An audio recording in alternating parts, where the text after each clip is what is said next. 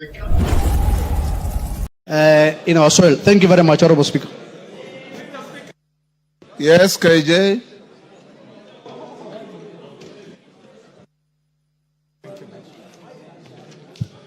Mr. Speaker, this matter that has been brought to the floor by Honorable Bashir is a very critical national matter that we need to prosecute with sobriety as Kenyans.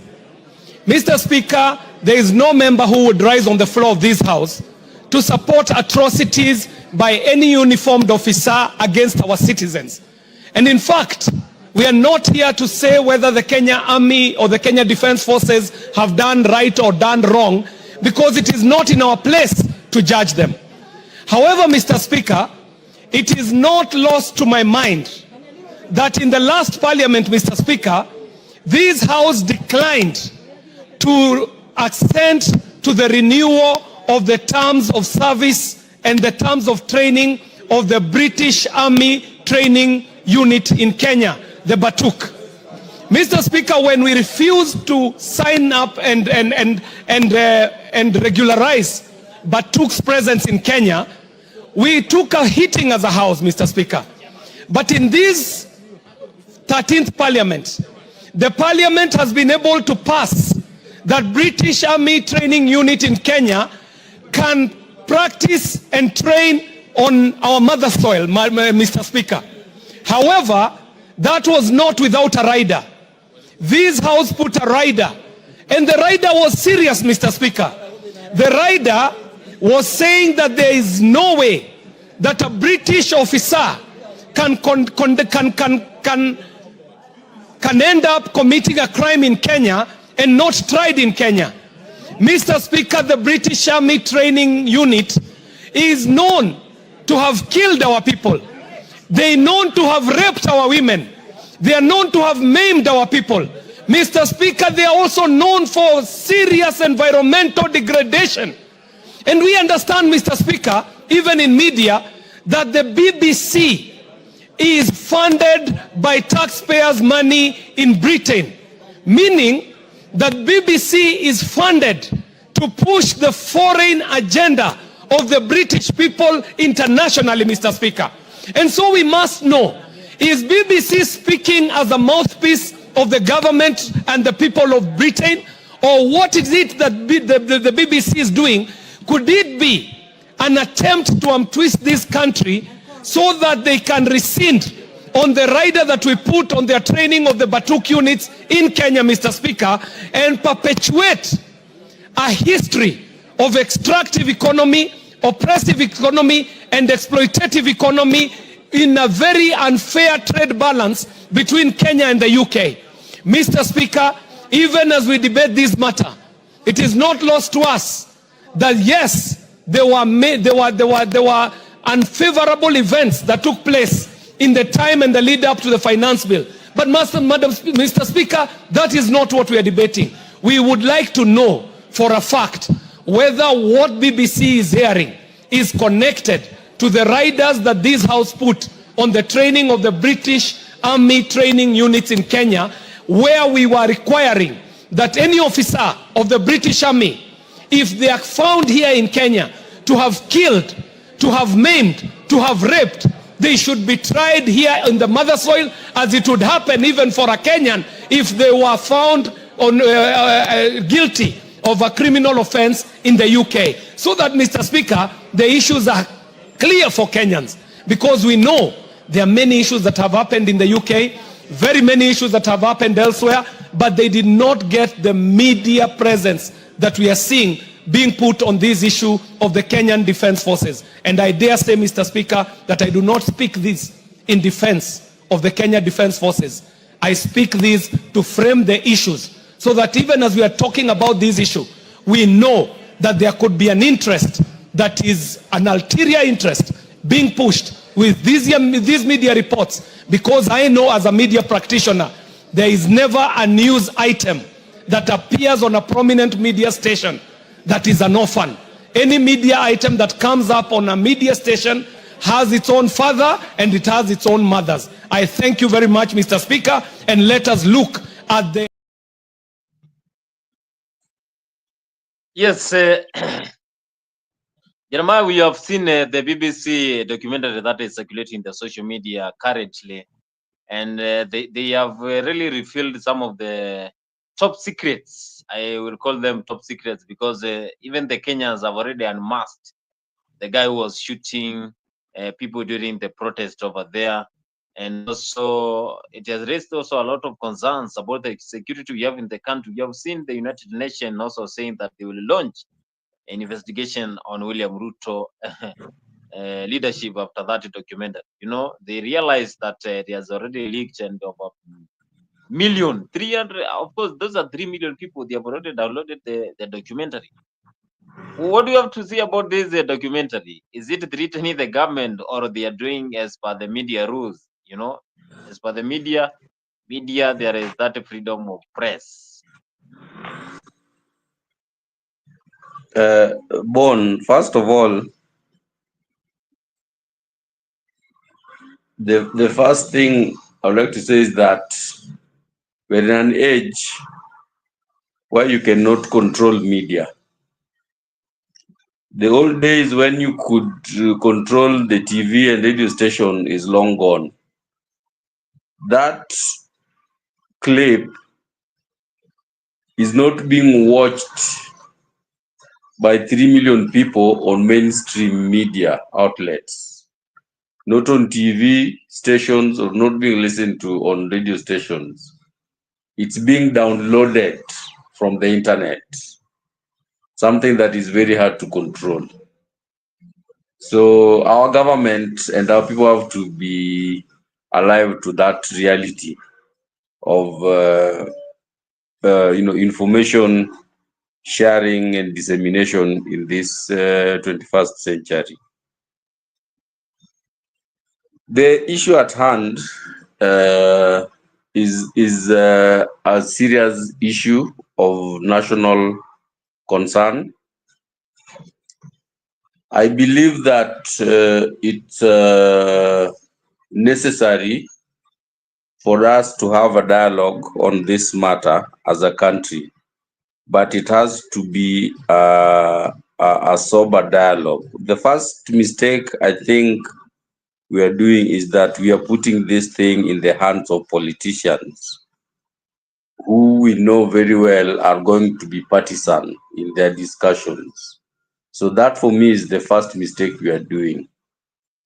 The second thing that we need to do is we need to say, if this government, if this administration is really apologetic about that happening, yes, they did what they did because that's what they felt was right at that time.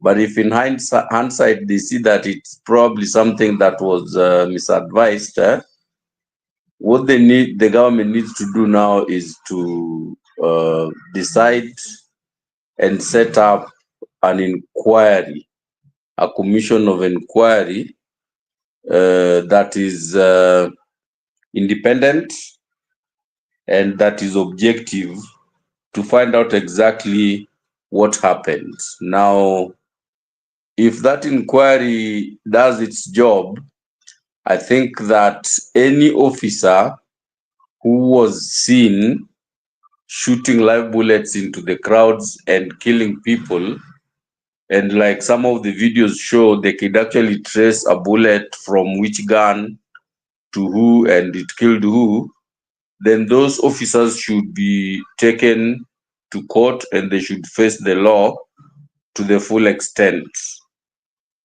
If that can be done, then we can help to quell the matter and give closure to the families that lost their loved ones during those chaos. But if we let this thing, get discussed by politicians in parliament, I'm afraid it will not get any solution. It will actually end up polarizing the country more, because we can already see some politicians who are really against the act at that time have since crossed the line and are now supporting that the government should not allow BBC to air that video or what, that type of thing. So those who felt it was a wrong thing at that time have flipped and so saying are defending it. Now then some people who are defending it some that time are now not supporting it. Yeah. So that tells you the level of sincerity from the political class in addressing this matter. The president should take this matter and ask that a commission of inquiry be formed that should include eminent, sons and daughters of this country who can be objective and be given the mandate to do all of the investigation, to collect information, and then to come up with a report and recommendation on who did what and what needs to happen to those people. If somebody needs to get arrested, they get arrested. If somebody needs to be taken off the hook, they do that. For me, that is the best way to approach this without having political undertones in the investigation. That's what I would say. Yes, this is a documentary that was aired by BBC. And some of the members are saying that the BBC, I saw Peter Kaluma saying that BBC should be banned from airing in this country. They should withdraw the license of BBC in Kenya. And this is a media house, and this is one of the areas where people get money and also source of income. So if they are saying this, it is also affecting people who are working in the BBC, that is British Broadcasting Corporation. And of course, the KG is saying that maybe they are trying to push agenda of Batuk in Kenya, and that is what most of people are saying. But Kenyans have really shared this clip with a lot of people. And one thing that is also raising concerns is the police who were shooting people anyhow. This is something that has made even the United Nations to start the investigation on Kenya presidents. Is this thing going to affect the president? Does it mean that president is also in danger after those clips being revealed? Because the security personnel are the ones who are doing all those.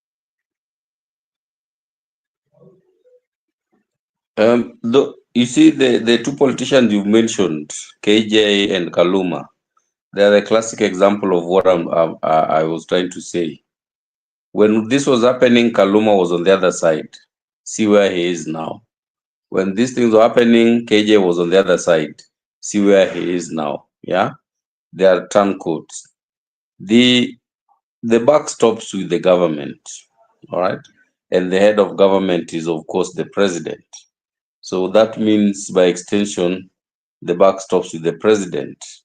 He is the one who can decide, does he need an inquiry to get to the bottom of this, or is he going to just let it slide by like nothing happened?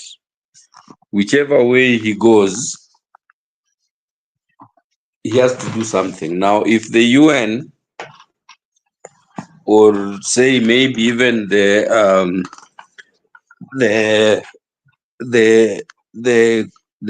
court at The Hague wants to do their own independent investigation, I think they can do that. They can proceed and do that. Nothing bars them from doing that. Now, what would put the president in the crosshairs is what report comes out of that, the investigations. If they come out that the president was negligent or was compromised in one way or another in these acts, he can face the law. And if that were to happen to him this time around, I don't think the the international court will have mercy on him. He survived last time. I don't think he would very easily survive this time around if the investigations are done and then it meets the threshold of being taken to the ICC. So to that extent, there's a little bit of risk to him, but internally, most of the risk to him would be political, in the sense that people who don't support this would decide to vote one way or another. People who support the whole thing would decide to vote one way or another. So the damage to him domestically would be more political than legal, but internationally it would be a legal matter if the International Criminal Court decided that they want to have investigations into this, which they have the liberty to do if they wanted to. And if that were to happen, I would not wish to be Ruto, because that would be serious for him after he's out of the office. Now, also, what you also have to remember is that the issue of the ICC is what propelled Ruto and Uhuru into the presidency in 2013. Okay? Without the issue of ICC, Uhuru probably would not have become president, and Ruto would not probably have been his running mate. So this issue would Why? probably Why, Jeremiah? For someone who is following and is not Mm. aware why the ICC propelled Because them to win. because they came together in 2013 to fight against being taken to The Hague, and the best way for them to do that was for them to ascend to the presidency, right? If they didn't have that common threat, Ruto did not have any reason for running with Uhuru at that time. He could have run with somebody else, or he could have even run on his own. Uhuru likewise didn't have a reason to work with Ruto, if not for the common threat that they were both facing at the ICC. So if you separate the two at the 2013 elections, none of them could have won if they stood on their own. So the ICC was a big factor in them ascending to the presidency and the deputy presidency consecutively. So that is the point. Now, you never know. Kenyan politicians are very crafty.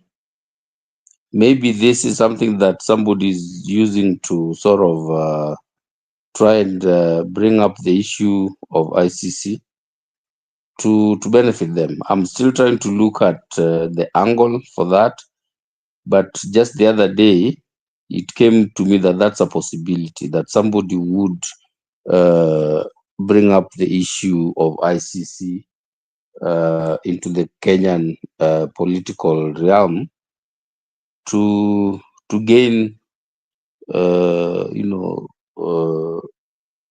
sympathy for somebody, and also maybe just to create some division within the political class. And you'd be shocked that it would go like that, and you find that it's not even Ruto who gets taken. You find that it's probably even Gachagua who is being who gets hauled to the ICC. Yeah, you could find that he was trapped by his own words. Because even Ruto in 2013, most of his cases were things that he said, where, when, and how he said them. So somebody could very easily get Gachagua into the mix because of what he said with his loose mouth. He could have probably said something that would warrant somebody like in the ICC to go after him. So I'm trying to look at that as a possibility, and I'm being open to maybe somebody could be trying to use the ICC to manipulate the upcoming elections.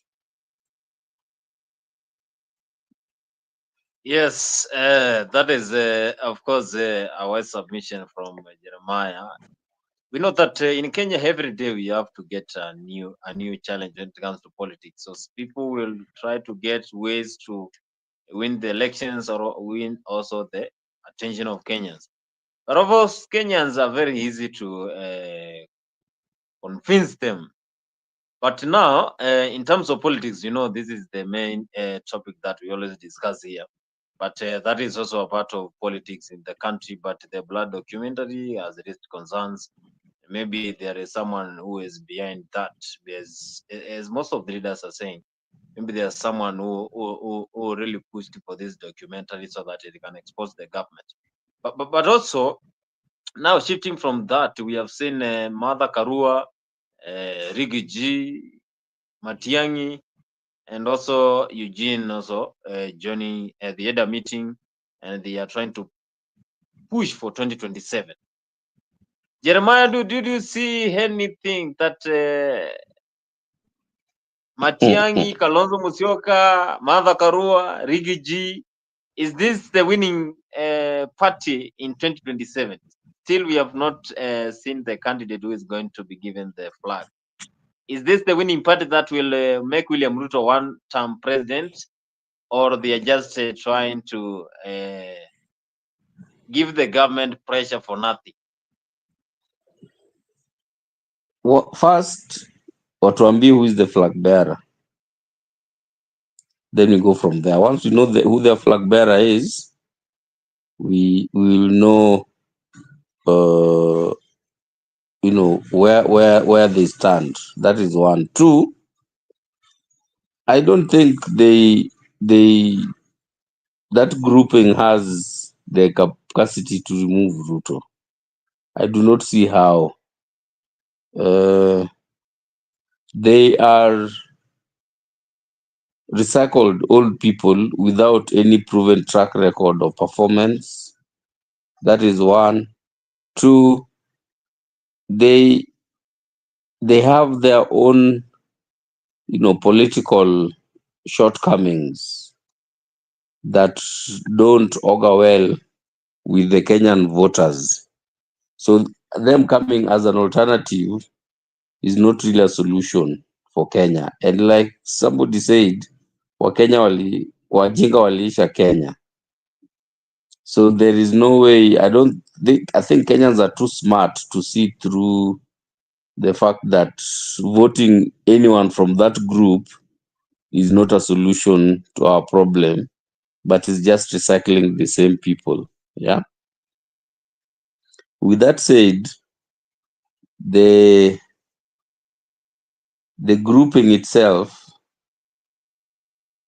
as amorphous as it is, kila mtu ako kivyake hivyo, them coming together is not going to be very easy, because they represent different generations of politicians that usually have never seen eye to eye. For them to come together now and run with something it's going to take a tall order. Me, I don't see them succeeding in upseating Ruto. I don't see that. But they are saying that Matiangi is the favorite for that coalition. So Matiangi will be the president, Kalonzo Musyoka will be the deputy, Rigiji will be the supporter, Martha Karua will be the supporter. You saw the clip of Morara Kebaso today. He says Musyoka gets 2 million from State House every week. So what does that tell you? And he's negotiating with Ruto for him to be Ruto's running mate. What does that tell you? In that equation, yeah, Yuko. Okay? Matiangi, if Matiangi was to run, trust me, it would be through the support of Uhuru, and it would be through an endorsement by Uhuru. I do not see Uhuru endorsing him if he was going to go with that crowd. If Matiang'i was to sit with a different group of people, maybe Uhuru could endorse him. But with that group, I don't see Uhuru would know that's a losing team, especially with Rigiji being part of the group. I don't think that would happen. I don't think Uhuru will play near Rigiji under any circumstances.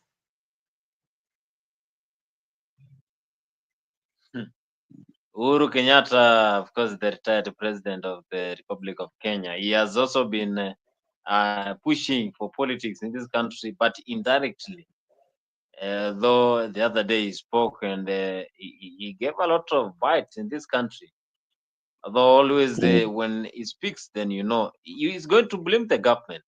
But still, William Ruto is also pushing the government to see whether he can perform with the next one here, also so that he can win the hearts of the Kenyans. But before also Jeremiah, the other day we were here, I remember you. Ruto is going for. Ruto is going for 2027. It's going to be a free win for William Ruto since Raila has joined. But now you have not just came to the studio because the other day we were discussing about James Orengo and also Nyang' Nyong'o trying to act different to what Raila is saying. But also when Raila went to the Lake region, he said that when Nyang' Nyong'o speaks, then ODM is speaking. So who is seeing the truth? Does it mean that Raila will be in the ballot 2027, or who is speaking the truth now? Who is saying the truth? Ama ODM pia imesambaratika? No, what you need to know is that ODM is not in government. Because wacha kwanza ni kuchezea hii clip ya Raila hapa hivi. Function is devolved. That is not should not be the case. The other issue is the issue of infrastructure, roads. I said that I am the one who actually informed Kura, Kera, and Kenha. But that was during the unitary system of government. Now in a devolved system of government, you don't need Kura and Kera. Why should the national government be having roads in Homa Bay? Why should they be having roads? See, the national government should only be responsible for international highways, national highways, and the trunk roads. But all these feeder roads within the counties should be the responsibility of the county government. Devolve funds and give the devolved fund to the governors. Then they will be able to implement the program. Why should the national government be having roads in Kisumu town, city? Why should they be having roads in Mombasa city? You go to Mombasa city, many roads are not county government roads. Nairobi city itself, there are so many roads which the Nairobi county government is not allowed to touch. Why should Kenya be having roads in Nairobi city or Kura? These are issues which we need to discuss openly. Devolution is not working. Some people say that, oh, too much money is going to recurrent expenditure in the counties, 50% and so on. But that's because the money that is meant for development is not being released to the counties. Why should they be paying him Nyamrerwa? Why should niseme kwa lugha ya Kiswahili? Nilisema za kwamba sisi tuko demokrasia. Na demokrasia kila mtu ako na haki ya kuongea. Sama ya ODM tuliamua ya kwamba sisi tutakuwa na uhusiano. Lakini kukuwa na uhusiano sio kusema ya kwamba sisi yote tumeingia kwa serikali. Kwa mfano mnajua kule Amerikani serikali iko sasa ni ya Republican. Now they have a Republican government. But they used to have a Democratic government under Mr. Biden. Biden had some ministers who are members of the Republican Party, respect to the fact that that was a Democratic administration. Likewise, even Mr. Trump have got some ministers who are members of the Democratic Party. I'm saying Biden had ministers who are members of the Republican Party, and he was a Democratic president. And Trump has also got some Democrats in his cabinet today. There's no collision between Democratic Party and the Republican Party in the U.S. Secondly, we are running what is called a presidential system of government. We don't have opposition benches and government benches. We have what is called parliament as an institution. Parliament oversight the government. The executive implements policies. Parliament passes laws, and the executive uses those laws to govern the country.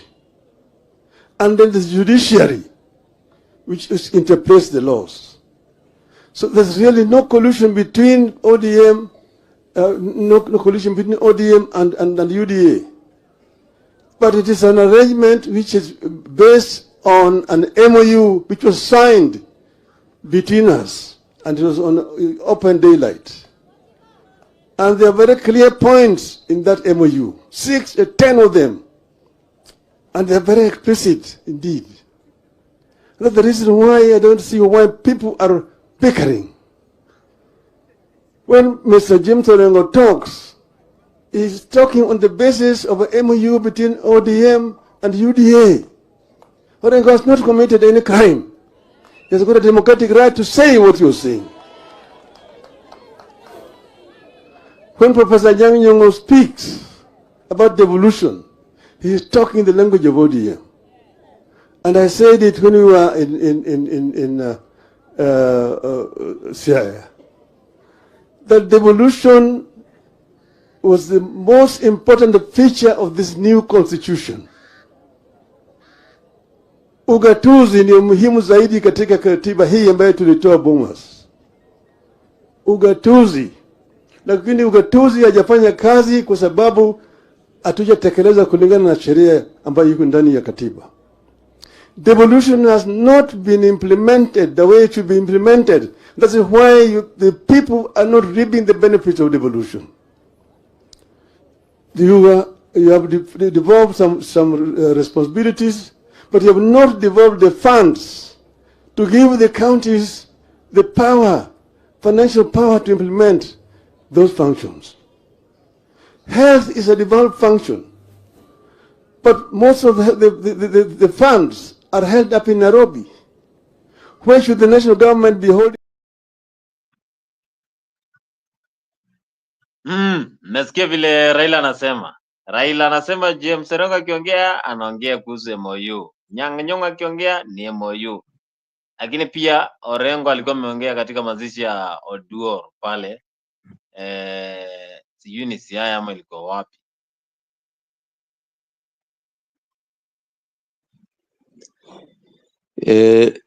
Game inapangwa baba, and if you want to know somebody who knows how to plan the Kenyan political chess game, ni Raila. You know, they are, like you said, they are not in government. They have an MOU. So they are mguu moja iko ndani, mguu moja iko nje. Hii mguu iko nje inapatia, there are a few people wanapatia UDA pressure. Ile mguu iko ndani, it's another group of people who are comforting UDA. The message they are sending to UDA is that UDA isifurahi and sit comfortably that they are with ODM up to the ballot. They know that if things go one way or another, UDA wanaweza toka. That's the message they are sending to UDA. You do what we want you to do. If you don't, we can walk and we go. So hizo ni political singing chairs. What is it? Dancing chairs to keep UDA on toes. Where things will end up by 2027, hata Raila bado hajui. No one knows, only God knows. But everything you hear, everything you see, I can tell you that by design, kuna watu wanafaa kusema pro-government and wale wanafaa kusema anti-government. By design. According to ODM, kuna wale watu wako hiyo mrengo ya kupinga serikali, ina hiyo ndio namba yao ya kucheza. Kuna wale wana support serikali, na hiyo ndio namba yao ya kucheza. Just the same way you have people playing different numbers in a soccer match.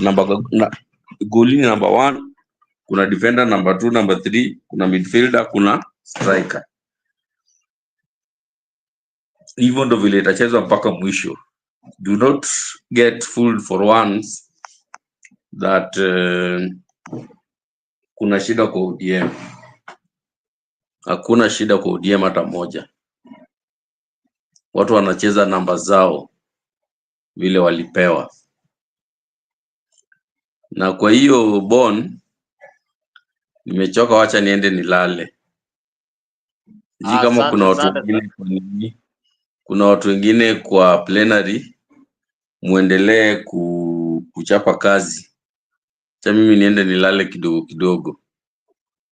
Asante sana Jeremiah, asante sana. We appreciate for that. Sawa, asante.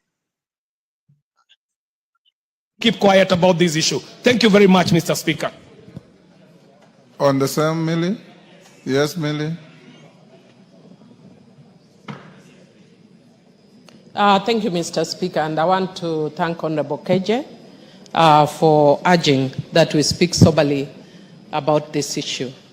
And Mr. Speaker, I wish to speak soberly about this issue. And sometimes when you're in leadership, you have to take the road less traveled. And on this issue, I want to take the path less traveled. Mr. Speaker, we lost many young people.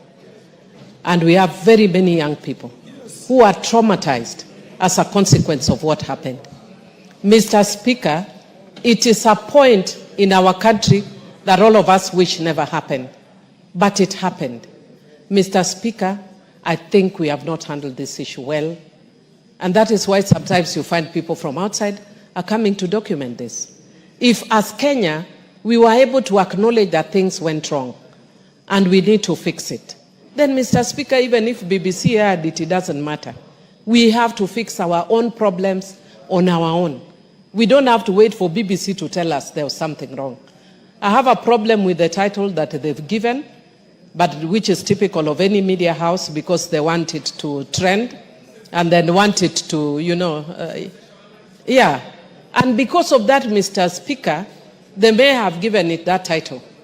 But Mr. Speaker, we have not yet dealt with some of the issues. We have dealt with some, but one of the issues we have not dealt with is the trauma. Mr. Speaker, I said it when Honorable Elachi lost the son. Mr. Speaker, we have a very angry young generation in this country. And part of the anger is on the issues that we are seeing, Mr. Speaker. And we cannot bury our heads in the sand, Mr. Speaker. Mr. Speaker, let Parliament take the lead. And let us find a way of helping these young people to heal. Because, Mr. Speaker, we don't know what may come in the next few months, next year, or whatever.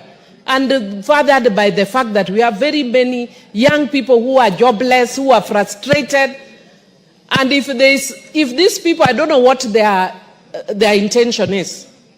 Their intention could be fuel more harm and whatever. I don't know what their intention is. But from the young people that have spoken, it has actually created more anger. We are taking them back to the path that they would rather not walk again. But they are walking it. And we don't know at what point somebody else will fuel it again. You can't stop the media. Somebody else will fuel that anger again. And so for us to deal with it, let this parliament take that mandate to deal.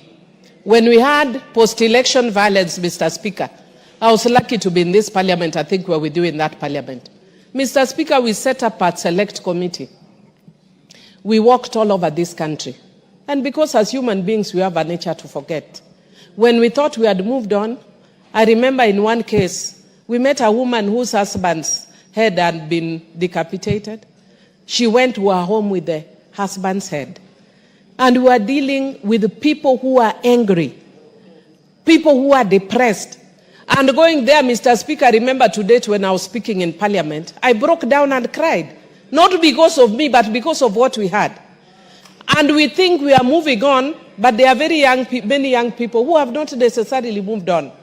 Mr. Speaker, personally, I would appeal, and I don't want to sit in that committee, but I would appeal that we set up a select committee to deal with this issue that stemmed not necessarily the finance bill, but the after effect of that finance bill.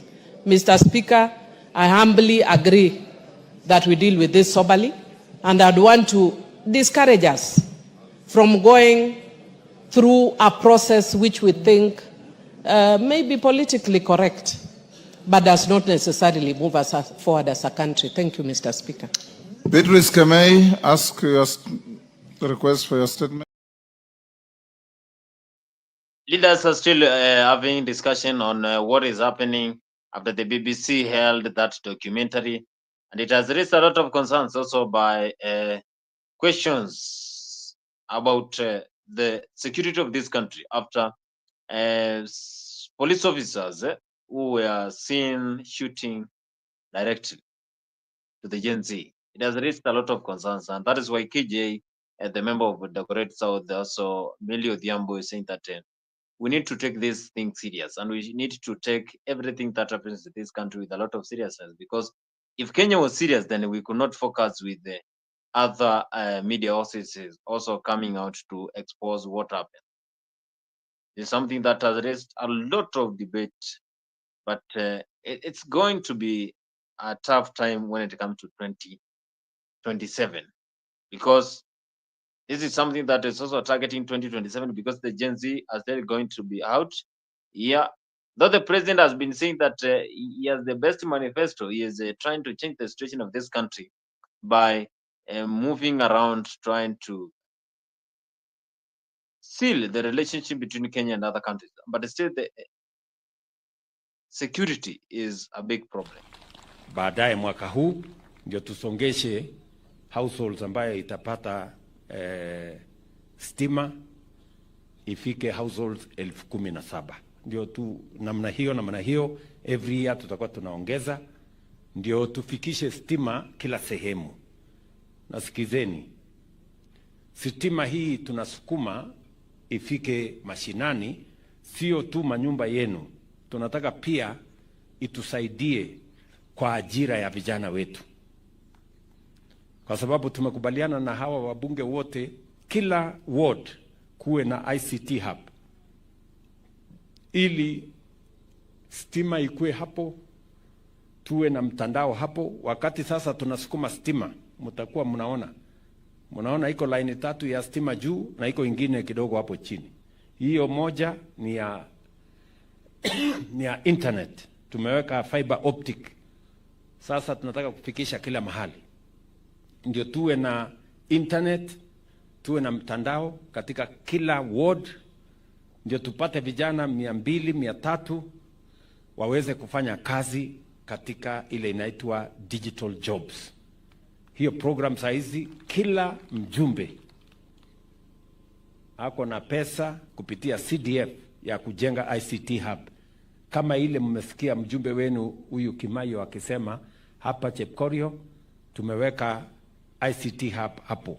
Hiyo sisi najenga. Yeye atapangana na hawa watu wengine tujenge zile nyingine za wards, ili vijana wetu hawa pale kwa mtandao waweze kutumia mtandao kwa ajira.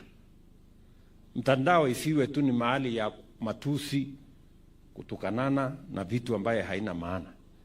Ile mtandao itumike kuweka pesa kwa mifuko ya hawa vijana wetu, kwa sababu tumetumia pesa nyingi kuwasomesha, tumetumia pesa nyingi kwa training kama ni TVET na zile zingine zote, na tutaendelea katika investment ya masomo, kwa sababu mimi ninaamini na nimesema ya kwamba the most central, the most important, the most critical resource we have as a country, the most important asset that we have as a country is our human resource.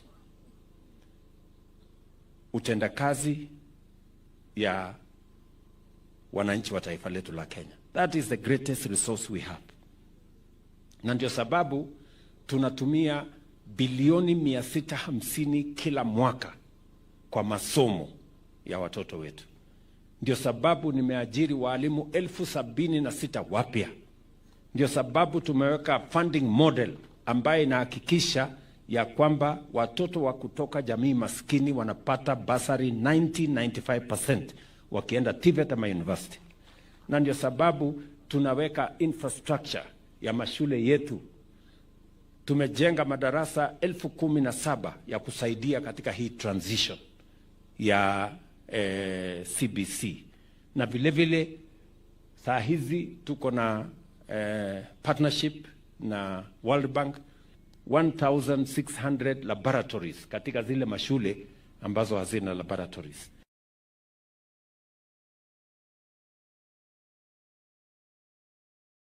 We are investing in education because education is what sharpens our human capital, the most important asset that we have as a nation. And that is the reason why we are deploying resources in our TVETs, in our universities, because we want to make sure that we harness the potential that exists in our human resource. And we must give all our children the best opportunity to be the best they can be. Every child,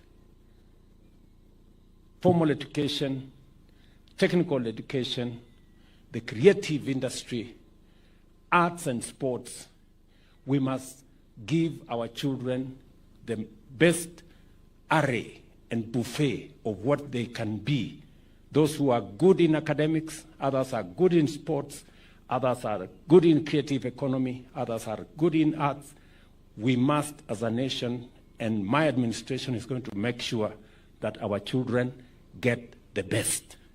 And we must support them. And teachers, instructors, and the managers of our education must make sure that every child in every school, TVET, or college, or university, get the best opportunity. We must equally protect all our children from pedophiles, from drug peddlers, and from those who want to corrupt our children, and teach them to hate their parents, or their teachers, or their leaders, or their nation. We must protect our children from those ones. But we must give all our children the best opportunity to be what they can be. So mambo haya yote ni ya muhimu. Nimeasikiza vile viongozi wamesema hapa. The president has been making headlines saying that he is ready to change the situation of this country. It's sad, by the way, because when you compare what is happening currently in the country, it's more of political. Politics are getting hot as we prepare for 2027. But you know, Rigiji has been making headlines. You know, Rigiji is the headliner nowadays. has been making headlines the same way to Kalonzo Musyoka. The way Mheshimiwa They have been making headlines. We said umekuwa live member, we are the live member. Lakini ticket is not automatic. Unajua hiyo? Ndio tunasema is going to be open nomination. Because we don't want where mheshimiwa mwingine sasa mimi tikiti imepeanwa. Hakuna mtu atasikika akisema tikiti ya Wiper ilipeanwa. Ukisikia mtu kama huyo, reporting to the nearest police station. Because atakuwa akiongea uongo mtupu. Because when that time comes, watu wanasema mimi tayari niko na tikiti yangu. I have my certificate. Anasema I have my certificate kwa mfuko yangu. Hiyo haitasikika kwa this movement. We must allow as most popular candidates. Ndio tumenyana nao. Having told you that, we're also working on, and we can do that, but why are you interrupting my speech? Sorry, I thought you finished. Yeah. Yani wewe nataka niwache kuongea sasa. I'm sorry. And you're fired. She's a deputy. Let's also recognize Joyce Wangui. This lady is doing incredible work.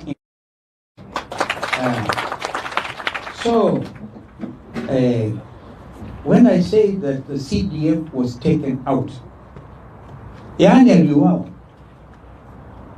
Wengine sijui wanapiga kelele Kalonzo enda athibitishe maneno kwa DCI. DCI anaitwa Amni ama anaitwa nani? Mwambie nitumie summon sahi. Tuende kule na Kenya nzima kwa miguu na Gen Z wote, because what I was saying, and you'll ask simple basic questions. Sio kazi ya CDF kutumwa aende aka-inspect a primary school. And I want also to say, wale watu wanachungwa Kenya hii kwa njia tofauti na ya hali ya juu. Number 1 ni Commander in Chief, who is William Ruto himself. Na number 2 ni Chief of the Defense Forces. You don't play with those people.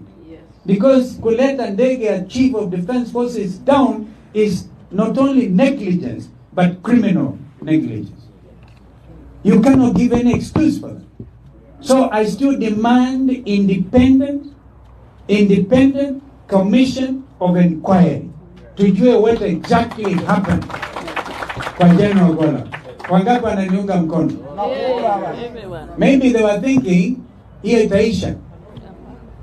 General Gola, it's on record kwamba yeye kuna watu waliapa kumtoa because he did his duty as a member of the National Security Council. Remember, I used to be the deputy or the vice chairman of the National Security Council when I was the vice president under Kibaki. Na inchi ilienda vizuri. That is when we took the decision to follow wale walichukua watu wetu kutoka Lamu. We said the doctrine of active pursuit is internationally accepted. That's how we went to Somalia. That's how we went. If that is his borders operandi, it's okay. But sending goons ndani ya kanisa, Rais, what happened to you? Ndani ya kanisa, surely hao watu ya kanisa ndio walikuombea. Sasa wewe umefika kiwango, ulinitumia goons Limuru kwa funeral, wakatuangaisha, tukasema ni sawa. The other December ukatutumia goons huko Shamata, wakatuangaisha, tukasema ni sawa. Last week ulikuwa umetuma watu huko Nyeri nje ya kanisa.